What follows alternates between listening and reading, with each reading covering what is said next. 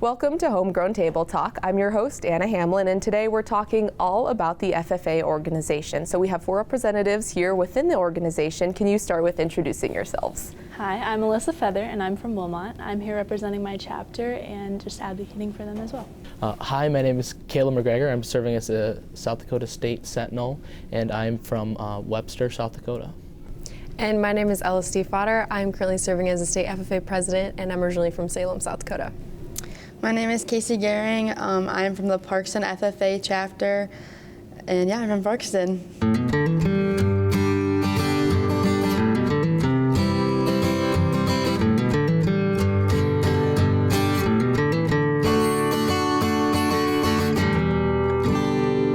So the first thing I wanted to talk about is what inspired you guys to get into FFA in the first place. For some people, it's a traditional thing that their family has been in it for generations, and for others, they might be the first one. So, and also, you know, what pursued you, or what inspired you to pursue your position that you're holding within FFA now? So what do you think, Alyssa? What inspired me to get involved with my chapter was I just joined it to kind of learn a little bit about it, but then I learned about all the opportunities it offers, and I really loved that aspect of it. So just getting more involved with my chapter as an officer and then being able to help others grow through FFA.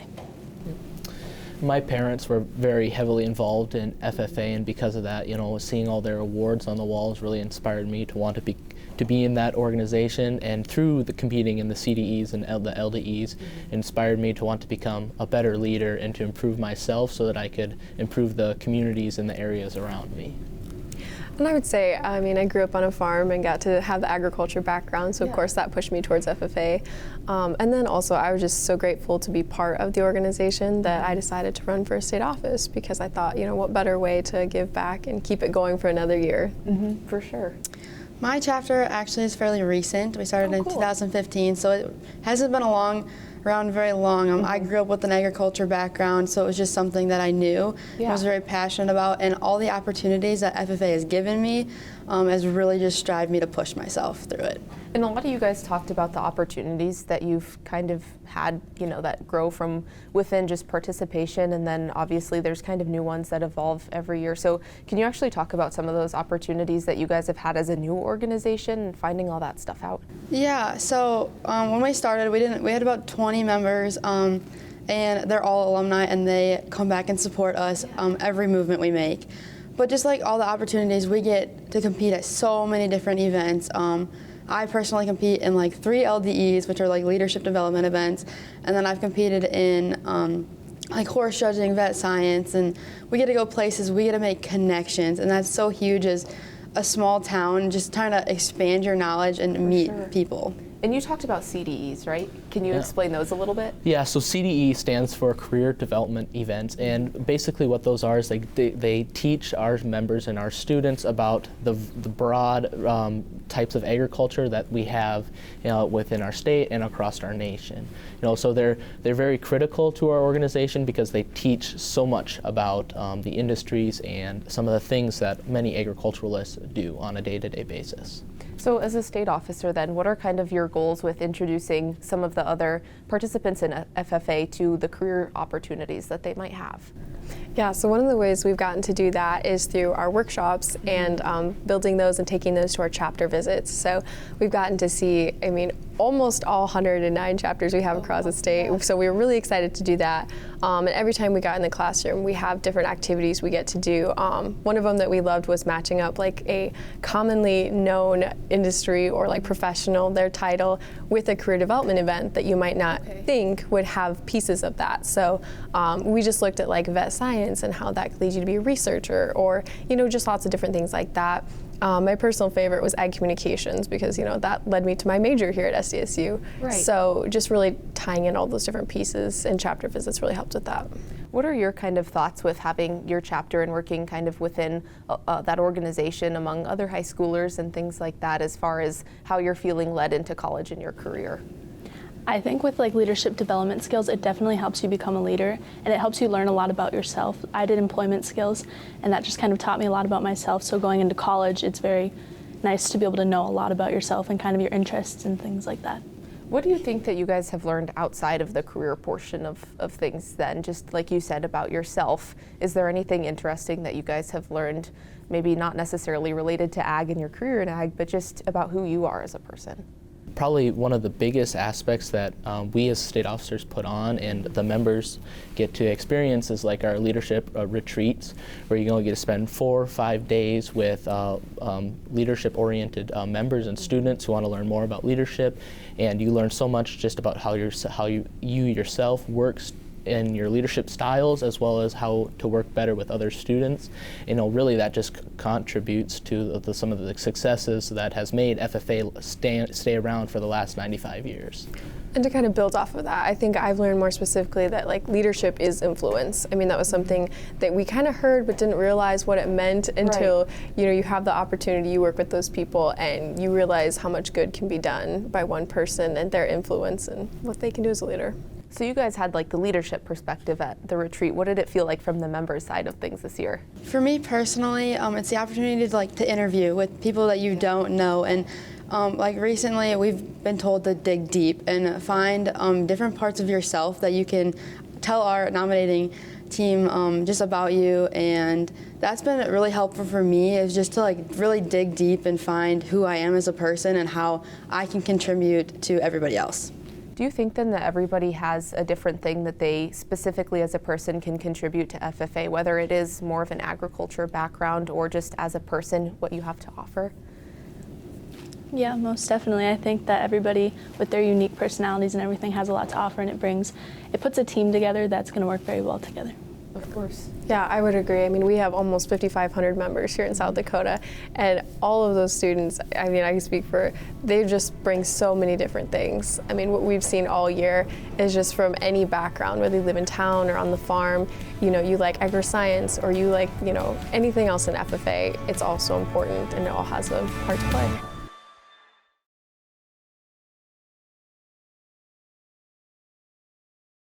Welcome back. I want to also talk about networking and the development skills that you guys have gained from FFA. So you two are still in high school.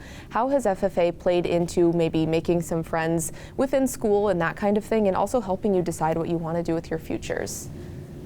Yeah, so I think, like you said, making friends, you find a lot of people that have the same interests as you, whether that be leadership, whether that be something in agriculture. And to grow off of that, you make lifelong friends throughout the FFA, not just in your chapter, but throughout. For sure. I mean, I have friends statewide, and it's so nice because they're one phone call away, and you can always count on them. And FFA has just given me that opportunity to connect with people and make those connections with like sponsors or people that I know will help me in my career later on. FFA kind of didn't really play a part where I chose to go to school. It was more of an opportunity thing, but FFA gave me those opportunities, and now I know what I want to do with those opportunities and to make myself better. So you guys have you picked out where you're going to school yet for college? Not yet? Yeah? So what are your career paths then that you guys chose out of that? So I will be attending SDSU for animal science. My main goal is to focus on like beef. Okay. I have so many dreams. Like I want to work on a feedlot. I want my own cattle. I want to work on a sale barn. I don't really know, but like I want to focus on beef, and the amount of connections I've made will definitely help me drive through that. Especially with friends that are already in the beef industry or have friends that are, that kind of thing. What about you, Alyssa? I'm coming to SDSU to study political science, and I think just over the time meeting many people, I've learned to become a great leader, and just being able to use that in my education is going to help a lot. And that's something that's not necessarily directly connected to agriculture, but a really important aspect of it, right? Yes, yeah. Leadership plays a big part in it, and it made me who I am and helping me get through that, and it kind of just helped pick a path that I thought was going to suit me best. So. You guys have already started college, so how did FFA play into where you decided to go to college and also what you decided to do there? Yeah, so, being so heavily involved in agriculture at home, being from a ranch in western South Dakota, there was no doubt in my mind that I didn't want to come back to agriculture at some point. You know, where the agricultural industry right now, it's really hard to get a start up and to start on your own. So that's why I'm pursuing a career in ag engineering. So I'm looking to kind of go down that avenue and having some sort of job that allows me some flexibility to start my own ranch out back at home, around home. And, you know, with the networking aspect, just meeting so many different people. You know, they say that you can find somebody you know, you can find the same person you know through 7 different people or 7 different connections, which is crazy. You know, like agriculture, especially in the state of South Dakota, it's like 2 or 3. You know, just awesome. And FFA, you know, one of my favorite things when I was a member coming to campus here for convention was the pamphlets and getting everybody's signature. You know, I still have the ones that I had when I was an 8th grader and freshman, and some of those members that I met were some of my best friends till to this day. Have you found any again in college where like you weren't necessarily friends when you were in FFA in high school, but then you met them again in college and you were like, wait, I think I remember you? Yeah, there was a few that like I competed against in like agronomy, and then like now that we're here and we're no longer competition, it's like, oh man, we can be good buddies. You can study together. Yeah. What about you? How did FFA influence your school choice and career path? Yeah, it was pretty simple for me. After I did the ag broadcasting event for leadership development event, it was an LDE. I knew that's exactly what I wanted to do, and SDSU has one of the best ag communications programs in the country. And so it just made sense when I ran for state office and was able to get that I could stay at SDSU, also do that ag communications program, and then be able to just still pursue FFA and academics at the same time. Yeah, I also want to talk about the future of FFA with all of you guys as well, because I think that ag is obviously a huge industry in our state and in our region too, and there's still kids, you know, flowing into it. So as far as the future goes with FFA and its membership in high school and in early college years, what are your kind of hopes to inspire with younger members and just hopes for it in general in the future? I think from the South Dakota FFA aspect, one of our biggest pushes that we're making as an association is to get it more available in more rural communities.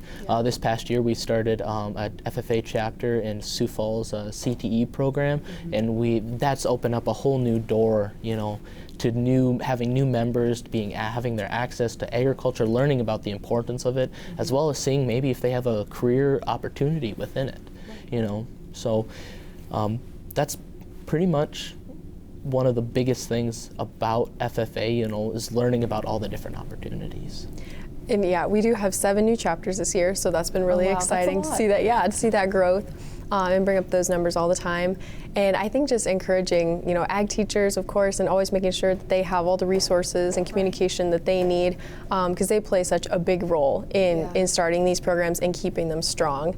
And they really do have those connections with the students and make FFA what it is for those members. So really helping them and making sure they have what they need and encouraging new ag teachers. We have so many good ag ed students that are here, and helping them find their career is really important.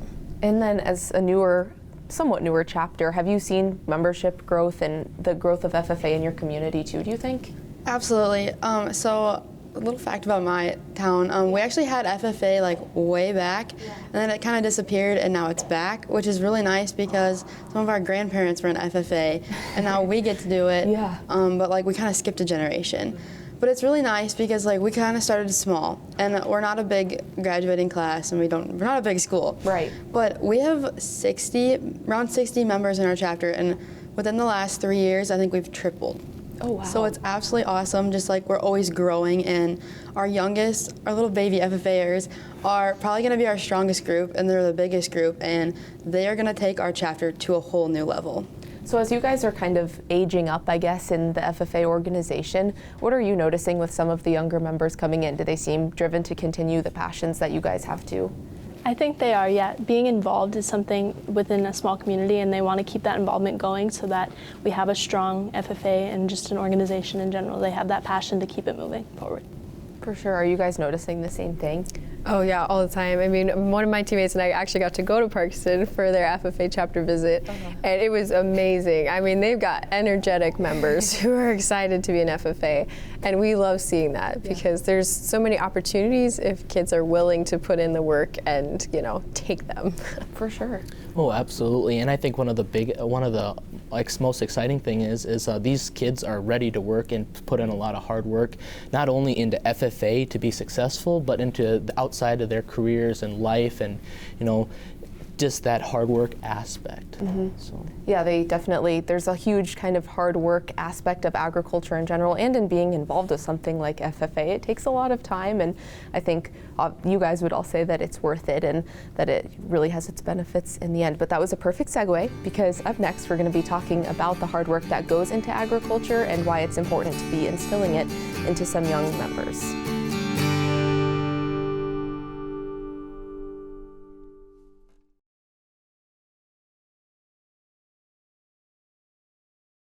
Obviously, agriculture in general and FFA involves a lot of hard work and dedication. So is that something that you guys continue to maybe deal with, but also want to inspire that value in other people too? Yeah, I would say in a lot of the communities where they have FFA, there's also the same students who are on the football team, on the basketball team, also in student council, FCCLA, I mean, you name it, they're in it.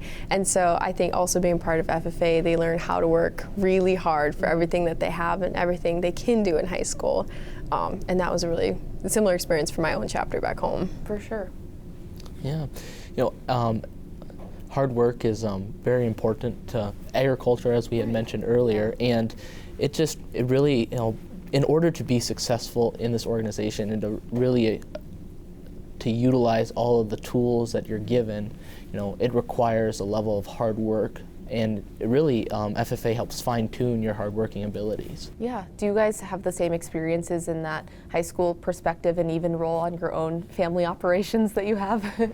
Yeah, so like as Ella was saying, makes you, if you're involved, it keeps you driven and it keeps you focused on many different things, but you're still prioritizing and you're able to multitask very well.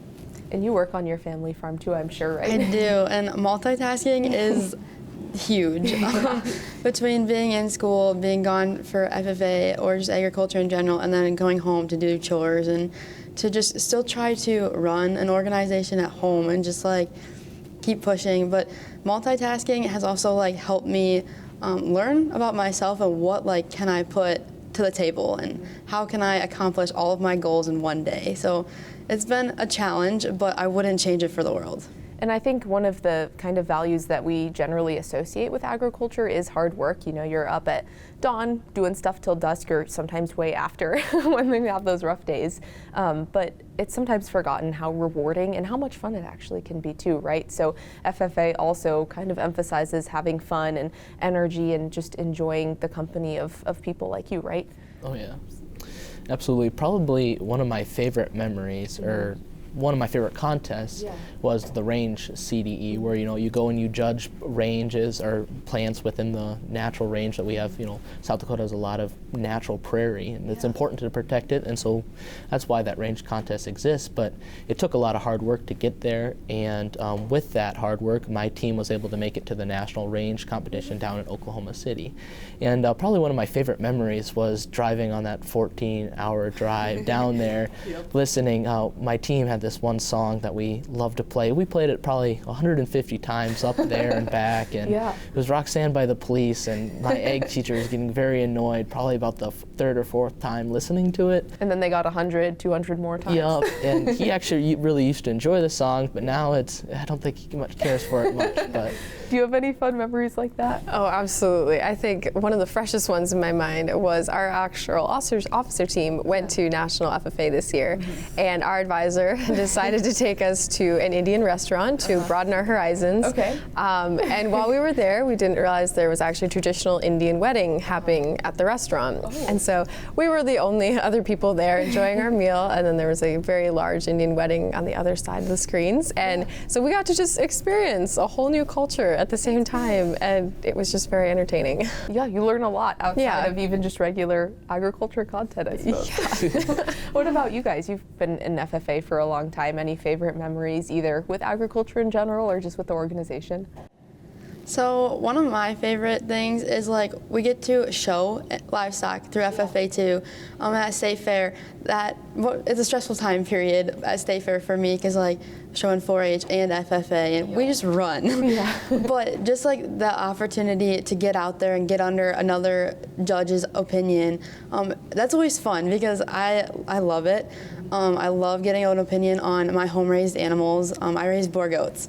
Okay. So it's really fun for me to just like have that opportunity, and the people you meet, we have so much fun. Whether it's in the show ring or like out behind the scenes, it's every memory has been worth every dime. Do each of your goats have a different personality?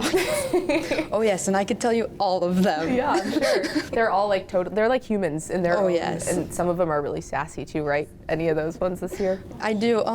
So it's actually really funny. I have a goat. She's 4 years old now. Her name is Belvedere, or Queen Bee, however we want to call her, and she knows it. Yep. She ended up tearing her shoulder after kidding season, and we've been doing acupuncture on her.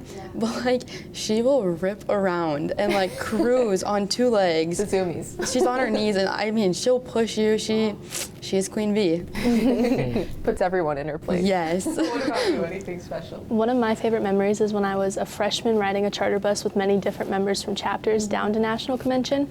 I was pretty fresh into FFA, so meeting all those people, and I still am very connected with them today, but I just love meeting new people, and so that was really fun, and we made a lot of memories.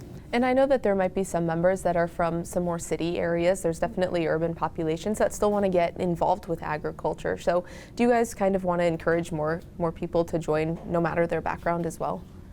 Yeah, I would completely agree. I think that like the career and technical education side of things that agriculture brings is really important no matter where you live. I mean, there's always going to be people to feed. You know, the world needs food.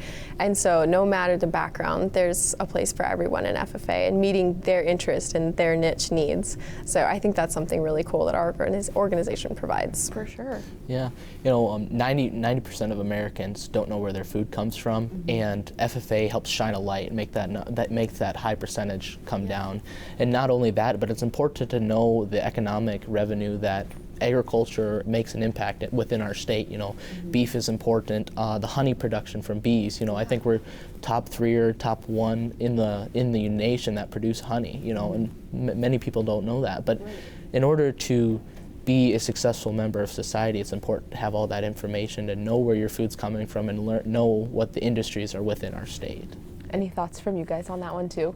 I think with careers growing, you definitely want to have some way that kids can get peak in their interest, and I think FFA really does help them. You know, maybe they don't come from necessarily a traditional farm background, but this might be something that, hey, they're passionate about, and this is something they can see themselves doing in the future.